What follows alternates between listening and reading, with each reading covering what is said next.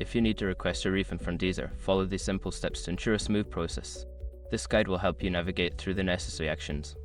Step 1. Review the refund policy.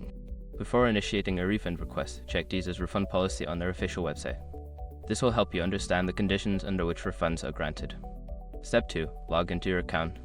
Go to the Deezer website or app and log into your account using your credentials. Make sure you are accessing the account associated with the subscription you want to refund. Step 3. Access the Help section.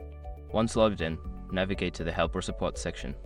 Look for topics related to billing or refunds to find relevant information and options for contacting customer support. Step 4. Contact customer support. If you cannot find a solution in the Help section, reach out to Deezer's customer support. You can typically do this via email, chat, or support ticket.